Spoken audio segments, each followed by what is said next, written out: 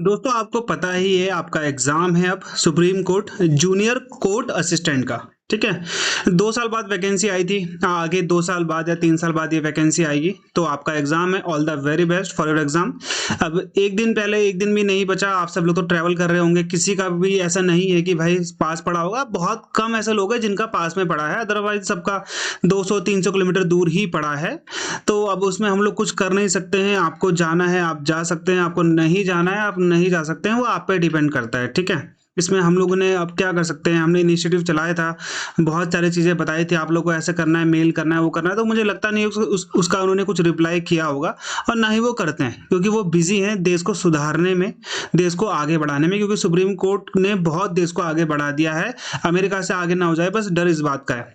ठीक है, जो जो आपका ट्रम्प है वो भी सिर्फ भारत के सुप्रीम कोर्ट ऑफ इंडिया से डरता है, बाकी उसको किसी से डर नहीं है। All the very best for your exam. Final safe score आप लोगों के लिए क्या रहेगा, देखो नेगेटिव मार्किंग तो नहीं है, तो आपने सारे क्वेश्चन करने हैं। ये तो मत सोच के आना है कि भाई मैं ये ना करूँ वो ना करूँ। देखो मेरी तरफ से मैं आपको बोलता हूँ 25 क्वेश्चन जो जनरल एप्टीट्यूड के हैं इसको मत छोड़ना। जनरल एप्टीट्यूड ऐसा सब्जेक्ट होता है जिसमें आपको जो पता है, आप जब आंसर निकालते हो तो वो कंफर्म आंसर होता है। ओके, कंफर्म आंसर होता है। आप जीके, कंप्यूटर और जो आपका इंग्लिश में, उसमें आप जब आंसर दोगे तो आपको थोड़ा कंफ्यूजन रहेगा कि यार मैंने सही लगाया या नहीं लगाया, क्या पता मेरा गलत हो। ऐसा चाहने के होने के चांसेस हो जाते हैं, लेकिन फिर भी जो जनरल एप्टीट्यूड है उसमें जो कॉन्स और रीजनिंग है, उसमें एक तरीके से आप श्योर होते हो कि भाई आपके ने जो सॉल्व किया है आपने वो सही है, क्योंकि आंसर उसी प्रकार से निकलता है। ओके, तो यहाँ पे जनरल एप्टीट्यूड को बिल्कुल मत छोड़ना। 2 घंटे का पेपर है, भले ही आप उसमें 40 मिनट तक लगा दो, ओके, लेकिन उसे पूरा करना ढंग से। ठीक है, 25 क्वेश्चन है भाई, अगर 50 मिनट भी लगाते हो फिर भी आपके पास यहाँ पे 1 घंटा 10 मिनट बचता है। अगर आपकी स्पीड अच्छी खासी है, फिर जीके और कंप्यूटर और जीके में देखो 10-10 मिनट लगेंगे, क्योंकि आता है तो आता है, नहीं आता तो नहीं आता। थोड़ा बहुत कंप्यूटर में आपको सोचना पड़ेगा कि हाँ इसका आंसर ये हो सकता है। कंप्यूटर में थोड़े बहुत क्वेश्चन यहाँ पे आपके कंसेप्ट बेस भी आते हैं। इंग्लिश मैं आपको पहले ही कल वाली वीडियो में ही बता चुका हूँ, उसमें मैंने आपको सेम स्कोर भी बताया था। आज भी सेम वही रहेगा। देखो 125 नंबर का यहाँ पे आपका पेपर है ना। आज की डेट में बेरोजगारी इतनी है तो आप क्या बोले अब इस चीज में, बताओ। लोग 125 में से 125 ना ले आए कहीं, है ना। आपने देखा होगा एआई का जो पेपर हुआ था, जो उनका हुआ था कॉमन कैडर का, उसमें आप देख रहे हो बहुत हाई कट ऑफ गई थी भाई, बहुत हाई कट ऑफ। मतलब आप समझ लो कि जो फाइनल मार्क, जो मैक्सिमम मार्क्स थे उससे 5 या 10-12 नंबर कम ही गई थी। सोच लो आप तो। विदाउट जो नेगेटिव मार्किंग है उसमें बच्चे बहुत ज्यादा स्कोर करते हैं, बहुत ज्यादा स्कोर करते हैं। क्योंकि नेगेटिव मार्किंग में एक तरीके से ये होता है कि बच्चा क्वेश्चन करने से पहले डरता है कि यार ये क्वेश्चन करूं या ना करूं। इसमें तो क्या है कि अगर आपको लग रहा है कि भाई दोनों में, इन दोनों में से एक आंसर हो सकता है, तो आप एक टिक मार के आओगे तो आपके चांसेस 50% है ना सही होने के। तो इसमें चांस ज्यादा है। लेकिन नेगेटिव मार्किंग वाला होगा तो आप उस क्वेश्चन को नहीं करोगे जिसमें आपको कंफ्यूजन है, लेकिन इसमें तो कर ही दोगे। ओके, और क्या पता वो सही हो, क्योंकि चांसेस तो आपके रहते हैं ना काफी सही करने के। एक दो क्वेश्चन तो आप एक दो जो ऑप्शंस होते हैं उसे तो आप एलिमिनेट कर दोगे। तो जब आपको जो क्वेश्चन नहीं आता है तो उसमें जो ऑप्शन है उसको एलिमिनेट करना कि ये तो बिल्कुल भी नहीं होगा। उसके बाद जो आपके ऑप्शन बचेंगे उसमें से एक को टिक मार के आना। यानी कि जो आपका ऑनलाइन पेपर होगा, टीसीएस करवा रहा है आप लोग को पता है, तो टीसीएस के सेंटर आपको पता है गली खुपचो में ही होता है। तो यार टाइम से पहले निकल जाना। बहुत दूर पड़ा होगा तो अभी आप होटल में ही होंगे ज्यादातर लोग। ओके, और आपका पेपर है, अब आपको पेपर देना ही पड़ेगा। 125 नंबर का पेपर है भाई, कंप्यूटर मत छोड़ के आना, फ्री मार्क्स है ये अगर नॉर्मल आई तो।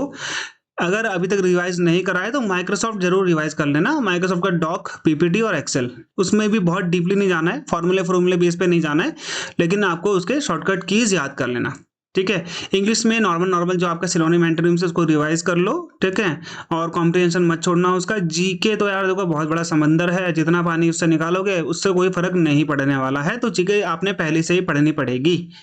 ओके, और क्वांट है तो क्वांट ज्यादा इसकी हार्ड नहीं आती है, तो उसमें डरना मत। एक क्वेश्चन दो क्वेश्चन नहीं होंगे तो आगे बढ़ जाना, उसके पीछे लगे मत रहना, और टाइम आपका वेस्ट करने वाले क्वेश्चंस भी देते हैं वहां पे। ठीक है, और बाकी के स्टेजेस के लिए तो हम बाद में बात करेंगे। तो 125 है तो आप इस 90 से 95 तक स्कोर करना। मेरी तरफ से मैं आपको ये बोल रहा हूँ, इतना आपको देखो करना पड़ेगा यार, क्योंकि मैं फिर भी आपको ये हल्का बता रहा हूँ। 90 तक स्कोर कर लेना मेरे हिसाब से, मैं आपको ये बोलता हूँ 90 तक स्कोर करोगे तो आप सेफ स्कोर में रहोगे। ओके, इसके बाद आपको डिपेंड करता है, आप 100 में से आप 120 में से 120 ले आओ। 90 तक तो स्कोर कर लेना। ये नेगेटिव मार्किंग नहीं है इसमें, तो अच्छा चांस है आपके लिए ज्यादा स्कोर करने का। ठीक है। PYQ के लिंक नीचे है, देख लो पिछला PYQ कैसा आया था। PYQ मैंने टेलीग्राम ग्रुप में भी डाल रखा है फ्री ऑफ कॉस्ट, वहां पे टेलीग्राम में जाकर आप सर्च कर लेना, सर्च बारे में supreme court of SCI JCA PYQ भी सर्च करोगे तो भी आप देख लेना वहां पे, ठीक है। नोट्स डाले हुए हैं काफी सारे, आपको सर्च करने पड़ेंगे बस, ठीक है। कंप्यूटर के भी नोट्स 500 क्वेश्चंस प्लस 100 क्वेश्चंस दोनों डाल रखे हैं मैंने वहां पे, ठीक है। ये आपको वहां पे देख लेना। अब बहुत सारे बच्चों का CBSE भी होगा, तो CBSE के लिए मैं अब मंडे से वीडियो आपकी लेके आ जाऊंगा। संडे को और सैटरडे को मैं बिजी हूँ काफी, इसलिए ये वीडियो भी मैं एक दिन पहले बना रहा हूँ आप लोगों के लिए, ओके। तो यहाँ पे आप अच्छे से पेपर दे के आना, 90 तक स्कोर कर लेना और डरना नहीं है, सारे के सारे क्वेश्चन अटेम्प्ट करने हैं। डरना तो खैर क्या नहीं है, जो नए बच्चे होंगे उनको नहीं डरना है, जो पुराने जो देते आ रहे हैं उनके लिए कोई डर वाली बात नहीं, उनके लिए बस एक पेपर है। जो पुराने बच्चे, जो एक नया बच्चा उसको लगता है कि हाँ मेरा सुप्रीम कोर्ट का पेपर है, ये वो नया पुराने बच्चे को पता है it is just a paper, ठीक है। तो ये एक सिर्फ पेपर है जिंदगी का, ये यहाँ पर जिंदगी खत्म नहीं होती, जिंदगी इसके आगे बहुत बड़ी है। कोई और वैकेंसी आएगी, IB की वैकेंसी आएगी, IB की वैकेंसी बनना IB में होना as compare to other organisation Bharat में सबसे ईजी है, क्योंकि इसके 3 स्टेजेस होते हैं और ठीक ठाक होते हैं। पेपर हार्ड आता है इसलिए जो कट ऑफ 50-55 समथिंग जाती है, 50 जाती है भाई। जनरल की इस बार 50-51 गई थी, विदाउट नॉर्मलाइजेशन बोल रहा हूँ मैं, ठीक है। पेपर बहुत लेंथी भी आता है, ऐसी बात नहीं है कि पेपर ईजी आता है, लेकिन ठीक ठाक आता है, आप कर लोगे। 1 साल की तैयारी आपको चाहिए। IB के ऐसे के फॉर्म आने वाले, उसमें भी सिलेक्शन नॉर्मली हो जाता है, वो तो खैर किसी में नहीं जाता है, लेकिन थोड़ी बहुत मेहनत कर लोगे तो ऑब्वियसली इसमें हो जाता है। इसमें पैसे खाने का भी चक्कर नहीं होता है, एकदम साफ ये लोग अच्छे से पेपर करवाते हैं। IB को मैंने जितना भी देखा अभी तक बढ़िया तरीके से, रिजल्ट लाने में बहुत देरी करते हैं, बहुत देरी करते हैं, ठीक है। हालांकि सारी चीज़ें इनकी हो जाती है, ना ही कट ऑफ बताते, ना ही नंबर बताते, कुछ बताते नहीं है, लेकिन ज़्यादातर हो जाता है इसमें, ठीक है। सिलेक्शन हो जाता है और वेटिंग भी करवाते हैं ये लोग। लेकिन कुछ देखो एडवांटेज है तो कुछ डिसएडवांटेज साथ में आएंगे भी आएंगे, वो तो सत्य है इस जीवन का, ठीक है। तो अच्छी चीज़ आई तो आपको बुरी चीज़ को भी एक्सेप्ट करना है, ओके। बाकी all the very best for your exam. ज़्यादा आपका टाइम नहीं लूंगा, अच्छे से एग्जाम दे के आना। मेरी शुभकामनाएं आप सभी के साथ में है, ओके। मेहनत से जो करेगा उसको मेहनत से सब कुछ मिल जाएगा, ठीक है।